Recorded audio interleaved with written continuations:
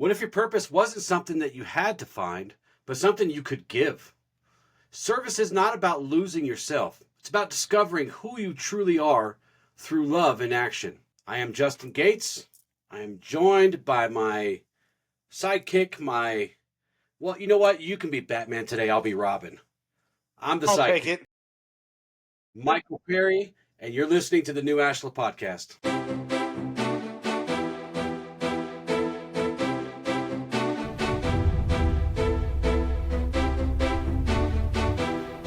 Hello and welcome to the new Ashla Podcast. Today we're going to talk about the power of service. It's something that's very deeply ingrained into our path. It's why we do the podcast anyway, in part.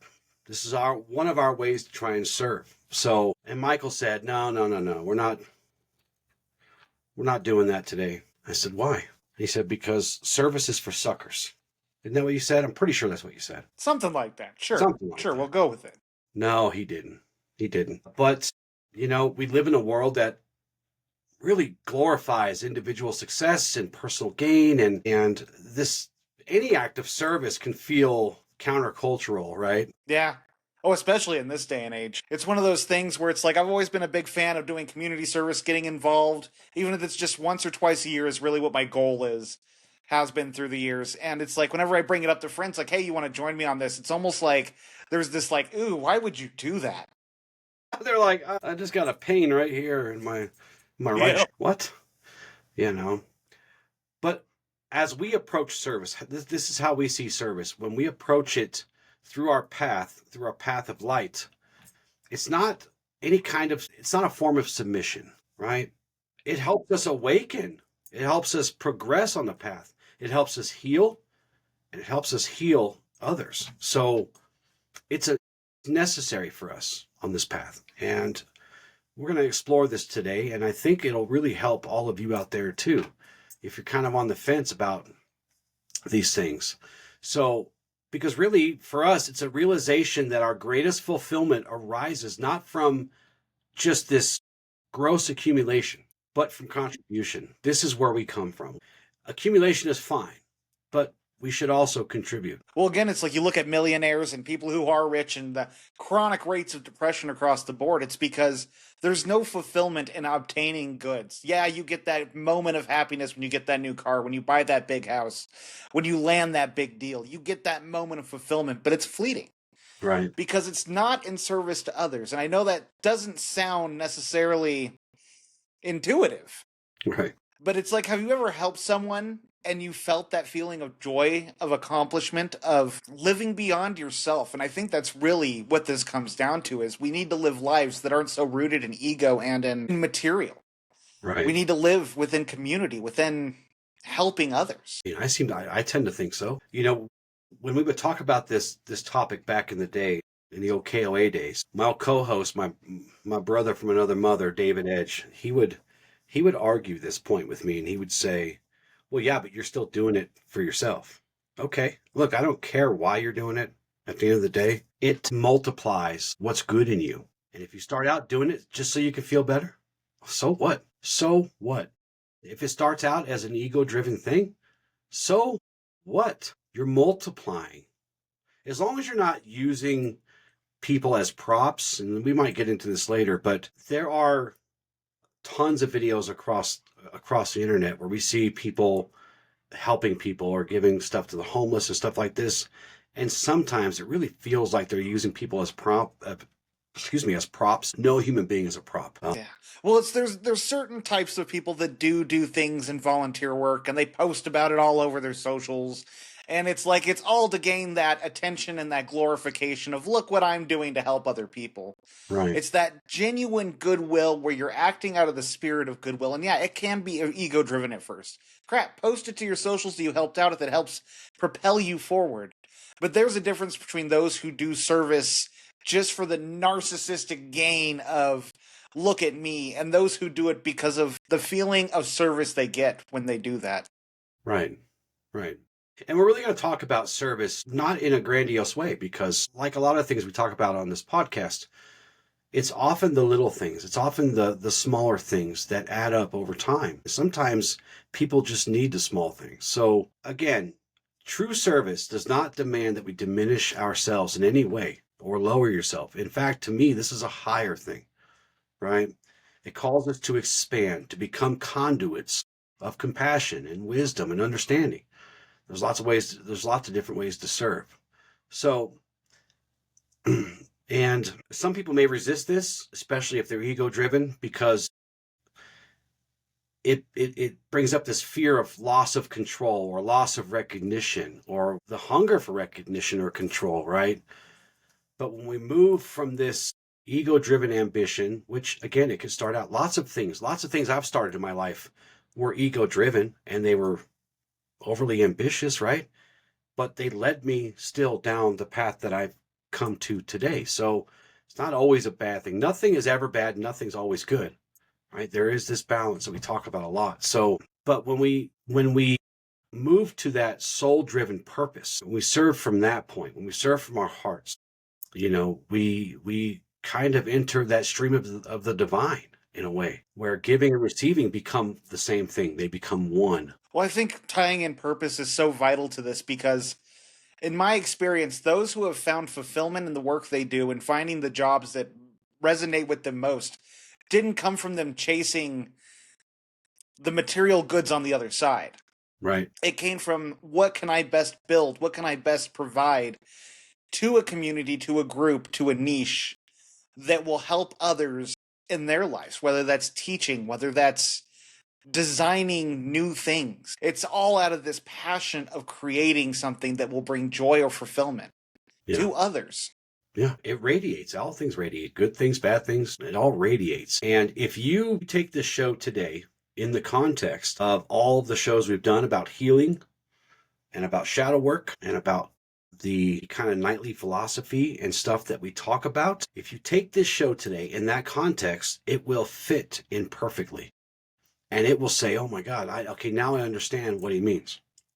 So, you don't have to all join the Peace Corps. I'm sure it's a wonderful organization, but I do more good here than I would with them. However, we have to find our purpose, and we all have a purpose, and a lot of us find it through service, right? This is where we find the things that we do have good passion for.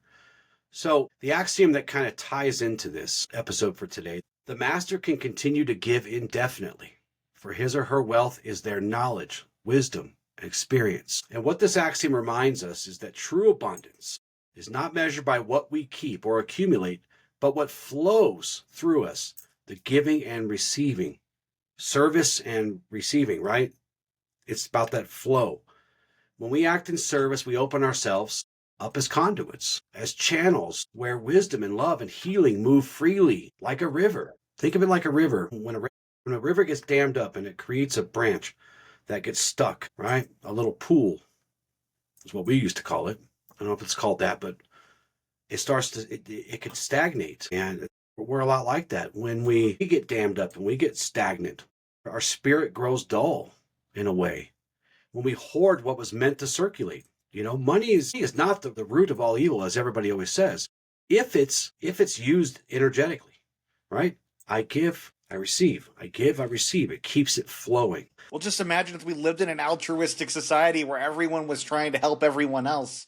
The ripple effects it leads. I mean, you can see the joy when you're volunteering at a soup kitchen or a food drive, just the gratitude and the relief. And I've seen it so many times, especially with people struggling with addiction, where it's like they go through recovery and then they get involved in recovery work, helping other people fight the same battle. Yeah. And it's just the ripple effects that come from it are magnificent. And they typically create the best ones. They become the best at it.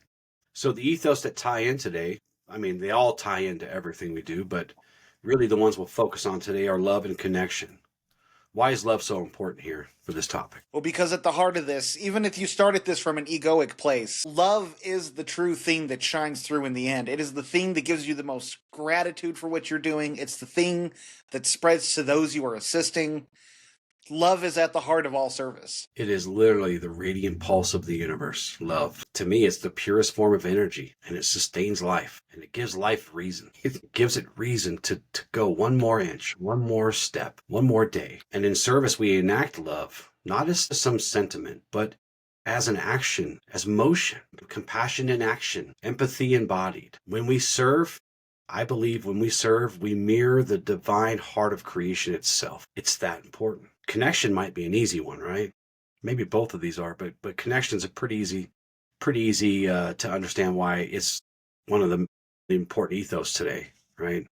Well, it's like, man, you can get some of the best networking done when you're doing service because you're meeting like-minded people, good-spirited people. And they're all happy. Yes. Yeah, next to meeting people at the bar, you know? Not always so happy, right? I haven't been in a bar in a really long time. There's just no rhyme or reason. I just haven't. I don't know. I guess I don't hang out in those kind of places. But yeah. Well, and when you go to places of worship, and it doesn't matter what kind of place of worship, you see that connection, and you see everybody's happy, and people will say, oh yeah, well they're just faking it on Sunday. So what? They're happy on Sunday. Or they're happy on Wednesday. I don't care. I don't worry about the minutia of looking for the reason to not like somebody. I usually let their character speak for them, right? And because we all fall, we're all flawed, we all, none of us are perfect, and nor should we ever try to be. So yeah, do I try to be the same every day? Yeah, I do. Do I always make it? No. You should have heard me cussing the guy today on the way home. Dude, he stressed me out. He wouldn't, like, he like got in front of me because I was going too slow or whatever. And he wasn't brake checking me or anything, but he was just being just a Nimrod. He was just being erratic. And then he'd get out of the lane, and then he'd get back in front of me again, and then get out of the lane and back in front of me again because he couldn't get around. And I said some words to him. And I said a lot of words to him. He probably didn't hear me, but boy, I was reaching out through the forest to hope, flick him in the back of the head, knock it off. And then I said what Courtney taught us. Hey, I forgive you. I love you. Please forgive me. And that was the last thing I said to him. Probably should have been the first thing I said to him, but I probably got to. No, usually that's the end piece. She'd probably give me a C+ on that effort. But yeah, so connection's really important because, of course, we believe that every being, everything is connected in this living web, right? And service dissolves the illusion of separation. The kind of thing, the kind of separation when we say, oh, they're only good on Sunday. I hear that a lot, That's disconnection. That's an illusion of separation, because you can say whatever you want to them, but they are your brother or they are your sister. Period. You are connected to the same web of the universe, the same energy, the same flow. I was talking to a coworker today, and I had explained to her that we have to be careful in what we say to others. This is why love thy neighbor as I love thyself. Love thy enemy, right? It's all about loving people no matter what they are to you, because everything that comes out of your mouth, well, first, everything that you think in your head, your subconscious is picking up on it. Everything you speak, everything you think, you're speaking into a big microphone that's plugged into the back of your subconscious.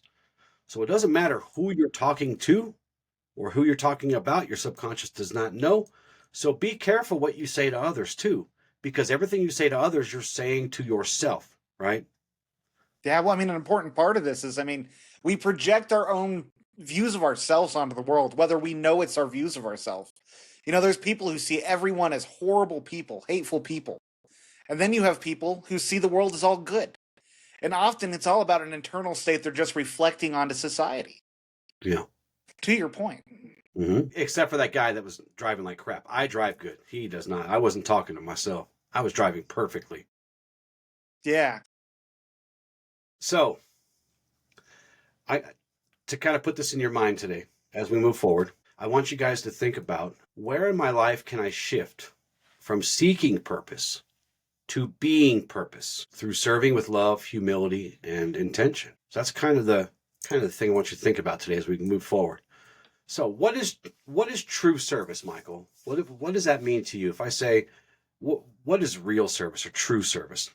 What's the first thing that comes to mind? Acting beyond your own needs to serve the world around you is what I think of. I think about how we provide, how we give altruistically in a manner that is not for gain, but just to make the world a better place, to make someone's life a better day, give someone a better day.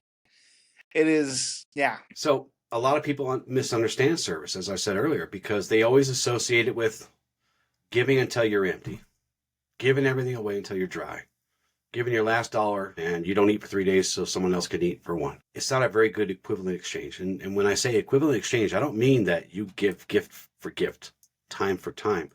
Service is not equivalent all the time. Rarely is it ever, because you're usually helping someone up, right? But it could be little things like, picking up your neighbor's paper and throwing it at their door because it's out in the middle of the street. It could be little tiny things. But saying yes when you mean no, right? People think that's true service. Or believing that being spiritual means being submissive. But true service is not self-sacrifice. This is another key word today. Key phrase. True service is not self-sacrifice. It is self-expression through purpose. Servitude operates from fear, from the belief that what we're worth depended on pleasing others. That's servitude. Service, on the other hand, flows from love, from intention, from the understanding that we are part of something greater and we're connected to that something greater together. And that by sharing ourselves, our light, our energy, our resources, whatever it is, we amplify that. We amplify the light of the world. Well, I think there's an important note here. I mean, there's a difference between giving and helping the world around you and pouring from an empty cup, right? I mean, and because I've been guilty of that. I was one of those people who I got my worth from helping others. And when you do that, especially to your own detriment, I mean, you have to have boundaries in place with yourself to know when you are giving from a place of love and abundance and when you're giving from a place of scarcity and lack.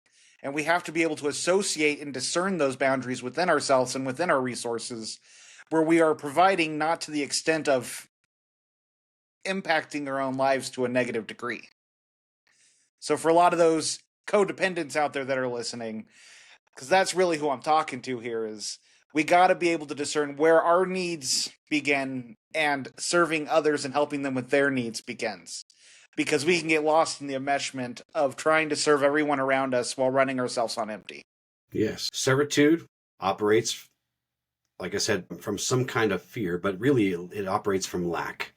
If you operate under servitude, you are expressing to the universe, I lack, I lack, I lack. But when you do it as an act of service, when you do it from your own abundance, then you are inviting abundance, aren't you? You are putting out, you're going to get what you put out. And as we say all the time, you don't get what you want, you get what you get what you feel, you get what you vibrate with, you get what you resonate with.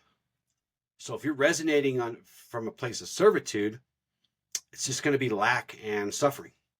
But if you come from a place of service, right, then you're in harmony with the natural law, with the rhythm of the universe of giving and receiving. Because when we give from the heart, we replenish the cup. Yeah. And that's really how you know when you're on that line. Do you feel empty after you're doing all these things? Or do you feel fulfilled and full of joy in life? Because you will feel the difference. Doesn't mean you won't be tired. It doesn't mean you won't feel like you had your work cut out for you. Because sometimes you will have a good workout and you will feel it at the end of the day. But you'll sleep easy knowing you did the right thing next to it. Was it enough? Or did I give more than I could? Right. We're talking about the law of reciprocity. You simply cannot outgive the universe. You can't. You cannot outgive the universe because when we come to a place of service, everything returns multiplied and it flows back, and it just this beautiful thing. So another reflection for you guys to kind of put in your mind now. I want you to think about a time where you confuse the two, servitude with service. We've all done it. It's okay. And how can you start giving from devotion instead of obligation? Because obligation is a really rough thing, you know. Obligation is a pretty big shadow sometimes, especially if you have some of these other things going on, right? Yeah, no, that's a really good way to look at it, because when you're serving from a place of people pleasing, of blurring those lines, you feel obligated to do that. Next to you feel gifted with the ability to help the people you're helping. Yeah, yeah. And of course, wherever we cast light, it creates what? Create shadows. Creates, right? So that's why we always try to balance things out. So, of course, there are shadows that block true service. We talked about one earlier, ego service. What about ego service? Why is that a shadow to blocking us from true service? Because it's a service done out of complete desire for gain, whether that's reputation, rapport, whether that's to look good. Which again, you can have a few of these things when you're starting out. Like that is normal even.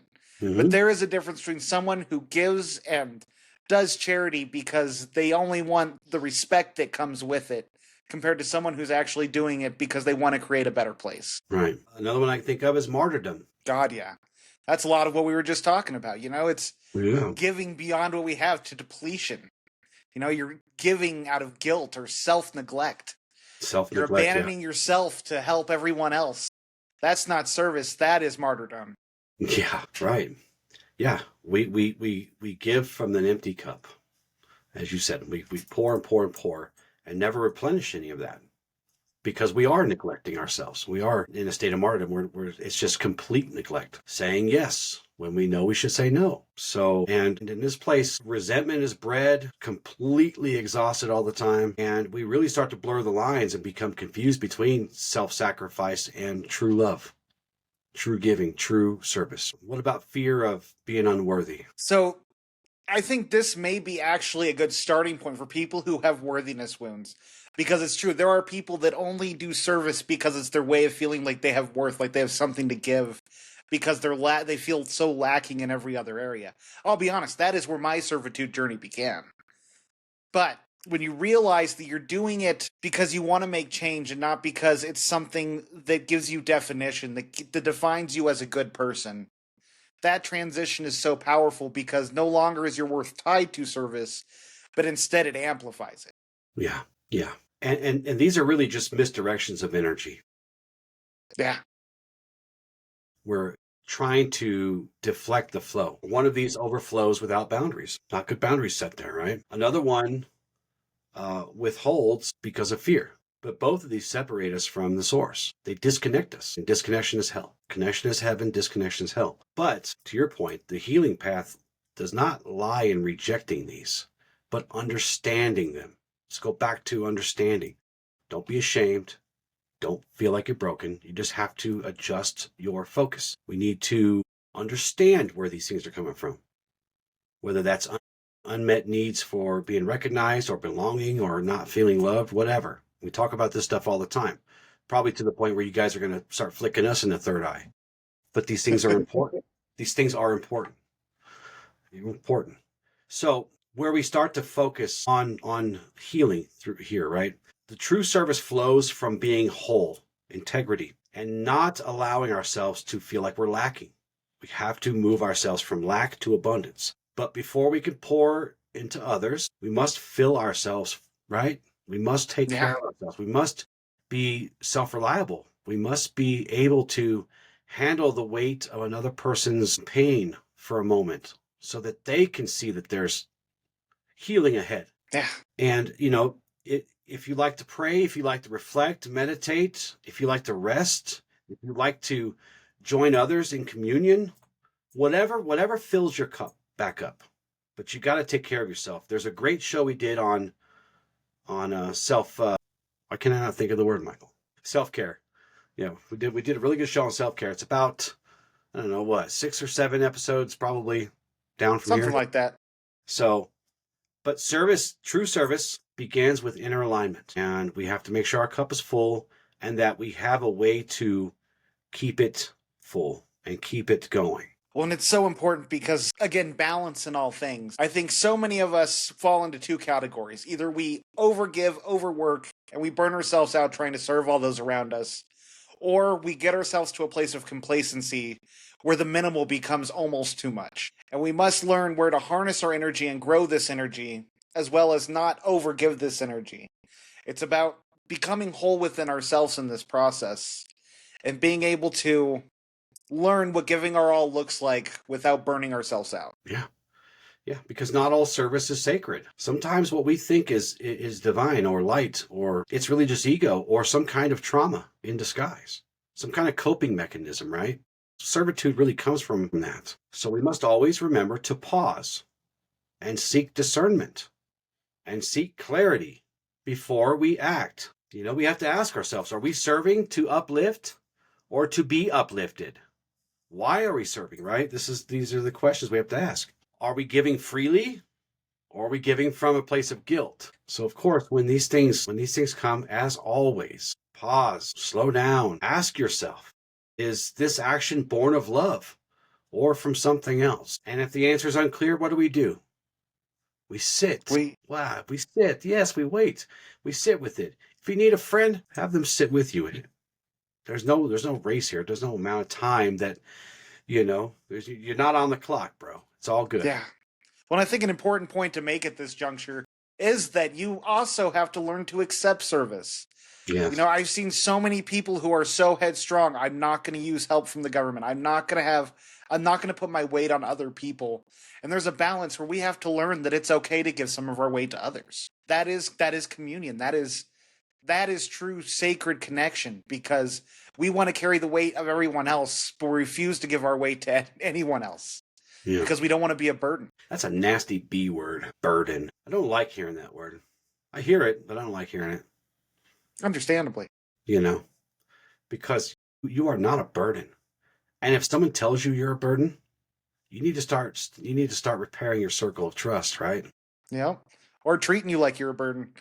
You got to learn that it's okay to take up space. It's okay to go through the notions.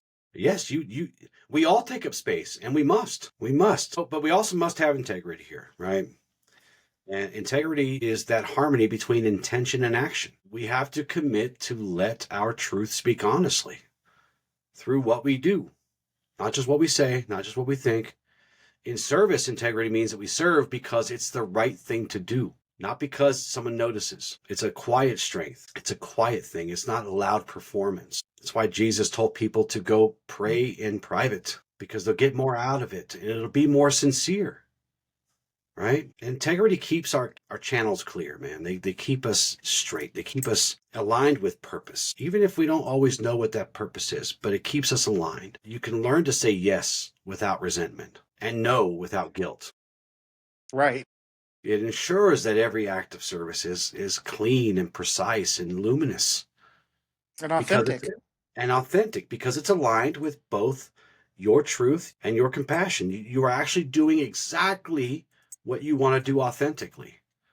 And when service is guided by integrity, it just becomes a really important expression of your highest truth. So what I want you guys to think about in this juncture is, and be honest with yourselves, where have you served from emptiness? Where have you poured from an empty cup? And how can you return to alignment with your truth and your authenticity and find balance there? So we're going to talk about service as a path of awakening. And I really think it is.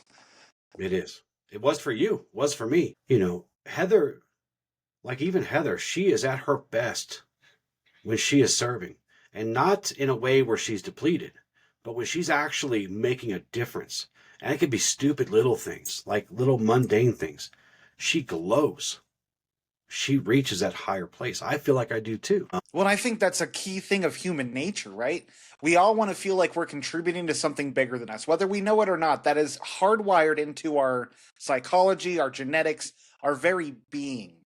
And one of the reasons this is a path of awakening is when we're able to jump into service It's able to help us start getting out of our comfort zone, getting out of our isolation, and we can start learning and cultivating new skills and find this feeling of contributing beyond ourselves. One of the greatest things you can do is take that action of getting involved in some kind of event. Do a couple, and you will learn so much about not just the thing you're helping with, but about yourself. Yeah, you get a lot of perspective. Yeah. You get a lot of perspective. I promise you, everybody who out there who thinks they got it bad, someone's got it worse. And you meet these people and you see that they push on day by day by day. And it's actually quite amazing what we as human beings are capable of, both bad and good. You know, this is what I taught you about serving, why we focus on it so much on this path, because knowledge alone is not enough, is it? We sat down and we talked and we talked for years before I took you on as my student, as my apprentice. And you are a very knowledgeable guy. You're a reader. You know a lot of stuff. And it was like, okay, but knowledge alone is not enough. When all this insight that you have, we want to turn it into wisdom, that insight must become embodiment. You must take action. And understanding must move, not just from here, but literally through your heart and your hands, right? This is where Beautifully said. This is where service begins. And what service does on the path to awakening is it really does dissolve the illusion of separateness. It dissolves false perspective. You start to see the truth, whether you like it or not. And sometimes it's bad. Sometimes it's crushing.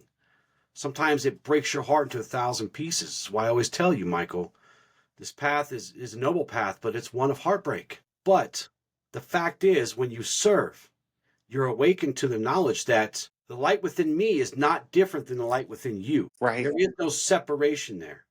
We have individual things, quirks, and things that make us different. But the light within me is the same as the light within you.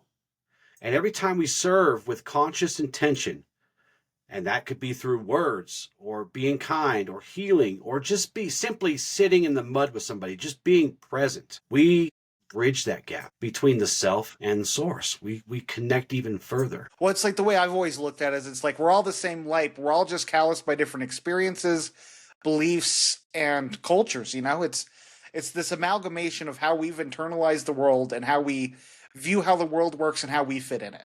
Yeah, yeah. But we all have the same desire at our cores, for the most part at least. We are vessels that seek to become conduits. What I mean is, when we give, we become those vessels.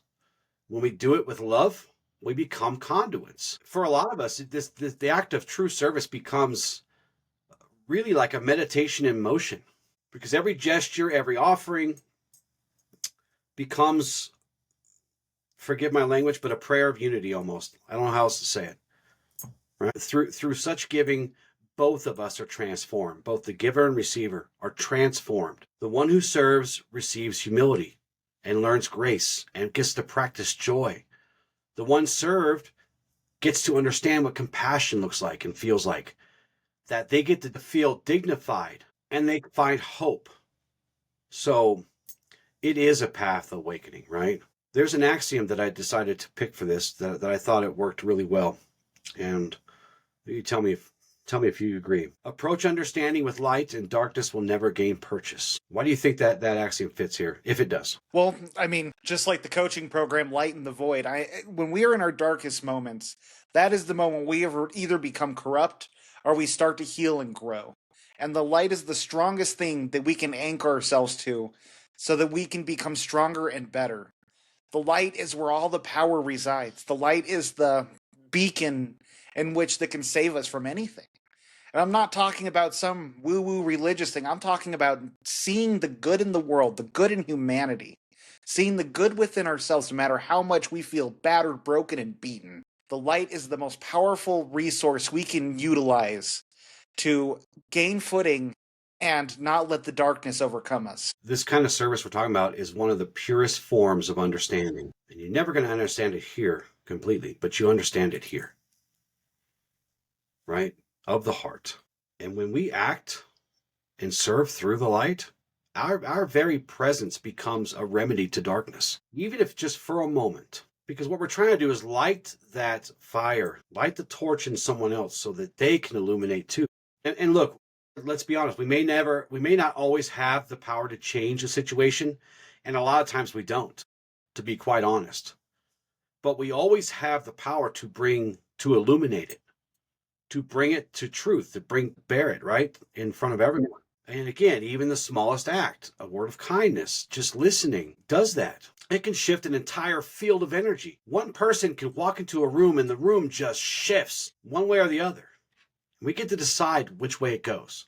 If we are that beacon, right? Well, I think an important notation here, especially when it comes to the darkness and the light, just to not backtrack too much, but it's like when you're in that void, service is such a powerful way to get out of yourself, get out of your situation, and find more light. You know, you brought up earlier how it's like you see people who have it even worse than you do. And I'm not a big fan of saying someone has it worse to you, because it's all about everyone has their own rock bottom. Yes. Everyone has their own field of darkness that impacts them differently. Yes. But service and faith are two of the most powerful resources we can tap into when we are struggling to find hope, to find the good in life. Yeah, you're right. You're right. Yeah, we should never compare. This isn't a game. We don't compare. We don't race. We don't, right? But be open for your perspective to be shifted, to be changed, because it will. If you truly do this, it will. And it may not always feel like a good thing, because then again, you have to start facing some shadows, and you have to start, but never do it with shame. Never do it with blame. You know, so. Resistance is the cost of growth. Yes, it is. So something I want you guys to think about through this segment here. When was the last time you felt truly connected through service? And if you've never served, imagine what that would have felt like for you. In the moment you are. Think about where it sits in your body. Think about the things you're thinking. Don't judge them. Just let them, right? Just let them do their thing. And if you have, what awakened in you when you gave from love rather than expectation? Because when you do that, I can tell you, it hits you like a Mack truck sometimes. So let's talk about some everyday acts of service. And, we like to think of service as something grand, because this is what we see on TV. This is what we see on the internet, on YouTube. Some mission or some ministry or a calling that requires heroic effort. People think that's what true service is and what purpose is. But true service lives where? In the heart? In the heart and in every day. Every single day is where true service lies. It's everyday things. It's everyday moments. They exist in the quiet choices we make when no one's watching, when we hold space for other people, when we speak gently, when anger would be easier, just to do things right, or give our time to nurture life in simple ways. So listening without judgment, right? That's an act of service. Yeah. That's some of the most powerful conversations I've had with people is when they open up about their crap and they realize there's no judgment. It's a safe space to talk about their demons, their failures, their losses, and just to be seen as human instead of being judged critically. Returns their dignity. Encouraging someone's growth. That's an act of service. You see someone striving in life who's trying to work on something and getting a little better every day, let them know. Man, that lights people up. Yeah, it does. It does. Sharing knowledge or sharing comfort or sharing time. Those are acts of service, everyday acts of service. Just helping someone you see struggling. I remember it was a couple weeks back. I was checking out at the grocery store and a lady had a whole bunch of groceries, this old lady, and she's bagging them all up, and just jump on the end, help her finish bagging them up or helping her take them to her car. It takes 5 minutes of your time and makes their whole day. Yeah, because their whole world may not be around anymore. We don't know what people go through. We don't know what people have seen or dealt with. And even if they're crotchety and mean and nasty sometimes, a little bit of perspective goes a long way. Because you know what? If, knock on wood, if she passed away on me anytime soon, I'd be mean and angry and miserable too. But I wouldn't share that with anybody. They would just see me as being mean and maybe get bit a few times, So we don't know what people are going through. And these all sound like small things, but they're not. Really, they're sacred. We don't measure greatness by a scale in service, right? We measure it, if we measure it at all, which we usually don't, by sincerity. So every action infused with compassion becomes that service. It becomes everything good in you in motion. So, and again, the most profound things people do rarely make the headlines because they ripple through the hearts and they ripple through the families and the generations. People will remember you for little things. And this restores faith. You brought up faith earlier. This kind of thing restores faith where faith has faded. I know, it's like when I talk to people about doing community service and stuff like that, it's like I just want to restore the faith in goodwill. And there's goodwill in humanity, and it's out there. Because so many people do just get so lost in feeling like humanity is so messed up, but that ripple it has, it spreads. You do a nice thing for someone, and then they do something nice. It spreads outward like wildfire. It does. Good often comes in its own time. It's one of our axioms of light. And this axiom is fitting because it reminds us that true service is not transactional. It is timeless. Because we really don't ever see the full impact of our kind word. Right? No. Sometimes we do. Sometimes we're involved and we get to see it through to completion. But most times we don't. You know, every kind thing we do, every nice thing we do for somebody, for a stranger, we never see them again, right? But just remember this, in that current, in that flow of creation, nothing ever offered in light is ever lost. It's not lost on them. And again, it ripples out. Every seed that we plant in love will bloom when the time is right. So we don't do these things so we can see the ending, so we can see just how much impact we had. Just imagine that you already had the biggest impact that you could ever have. And that it's not up to us to see that through. Sometimes we never do. Most times, I would say. So we've got to make sure we don't get attached to that, to recognition or to the result even. Because that's kind of a trap too, right? Yeah. So, do you have any closing words for today's show? It's a little quick show today. I think this one's going to be about, 35, 40 minutes. So, kind of got through. Snap. Yeah. You know, the one thing I got to say is don't let service be something that percolates in your mind, something you consider doing. We talk about action all the time, and this is one of those things. Don't let it ruminate in your mind. Sign up right now. Sign up to go do something. Get yourself out there. You know, if you're struggling with isolation, I heavily implore you to do this because this is how you build genuine connections, good connections. And it helps you break out of that shell, out of that pattern you're trapped in. Service is one of the most powerful things you can implement in your life because it helps you become something greater than you currently are. So, again, don't let this be an idea. Let this be an action. Let this be a call to action to take a step, sign up for something this month. Well said. At the heart of true service is surrender.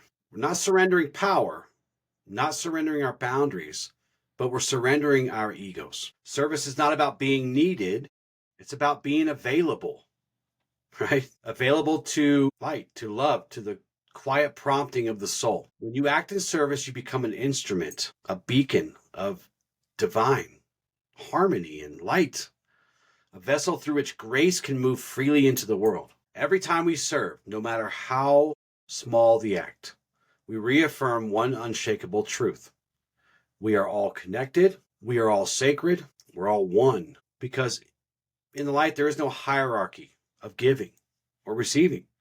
The one who feeds a neighbor and the one who comforts a stranger are both weaving the same fabric of connection and compassion. Service does not belong to the saints and the sages. It belongs to all of us, and it lives within each of us. We awaken this through choice. So let your service become your prayer or your meditation, your legacy.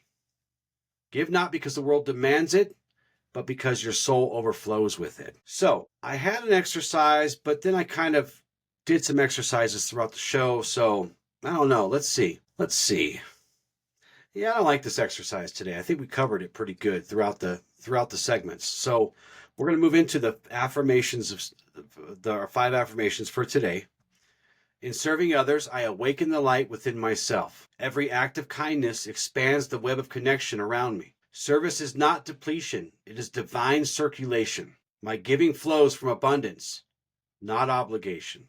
Through selfless action, I honor the sanctity of all life. And I know those little exercises, those little things were journal prompts, but here's some extra ones for you go-getters. When have I felt most alive while serving others? What made that experience sacred? Where in my life do I give from obligation rather than love? What gifts or wisdom can I share that would bring more light into the world? How does my ego resist service? And what fear lies beneath that resistance? Yeah, that one, I felt a little tinge right here. How can I make service a natural expression of gratitude, not just an act of effort? Good show today, my friend. Thank you so much for your help, as always. Of course. Couldn't have done it without you. Heather, thanks for lurking in the background there. Thank you guys so much for joining us. Make sure you check out our socials, the YouTube, the Facebook, the TikTok. What else, Michael? Spotify. Yeah, Spotify. YouTube, I think I said YouTube. Check it out twice. If I said it twice, check it out twice. It's all good. And check out our website, newashla.com. Thank you so much for joining us. We love you guys with love and gratitude. Ad lucem. Ad lucem.